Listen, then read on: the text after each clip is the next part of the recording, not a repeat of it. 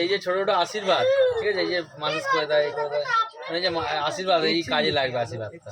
কবে? মার্চ মাসে? ঠিক আছে, তথাস্তু। আমরা ডেট না করলে কি করে হবে? তুই তো বললি ডেট হয়, ডেট তো এখন সেই ওরা এখন দেরি যা করে বলেছে খাওয়ালে হয় বলো?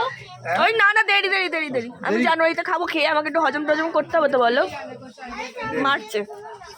বেশি গরমে করো না, মার্চটা ঠিক আছে। সাজতে পারবো না। তাহলে ওই কথা রইলো। তুই এমনিই যাবি। বাবা বিয়ে বাড়িতে একটু না সাজলে হয় না, ভূতের মতো দেখতে। তারপরে নাচানাচি হবে, একটু ডিজে আসবে, তারপর ঘেমে টেমে ঝোল তখন বেরোবে। ঘেমে গেলে বাজে লাগবে না।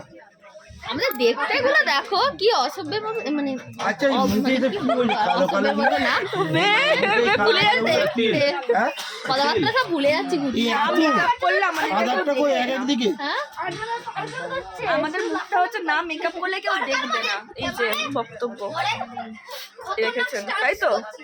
আমাদেরকে দেখতে খারাপ, আমরা কালো। মেকআপ করতে হবে। কালো না, সবাই কালো। এই জগতে যত মেয়ে প্রজাতি বার করেছে ঈশ্বর, সবাই কৃত্রিম সুন্দর, কিন্তু পুরুষ প্রজাতি যারা যারা আছে সবাই প্রাকৃতিক সুন্দর। আমি এটা বোঝাতে চাই। যেমন ময়ূর এবং ময়ূরী, জ্বলন্ত উদাহরণ। ময়ূরকে দেখতে কেমন, ময়ূরীকে দেখতে কেমন, পরিষ্কার সবাই জানে। সিংহকে দেখতে কেমন? সিংহ সিংহী, সিংহের কোনো কেশরই নেই, সিংহর কি সুন্দর কেশর আছে। চার্জ হয়েছে? এটা প্রকৃতির দান, এইগুলো তো আমাদের মনুষ্য কিছু করিনি, এটা ঈশ্বর ওপর থেকে পাঠায়।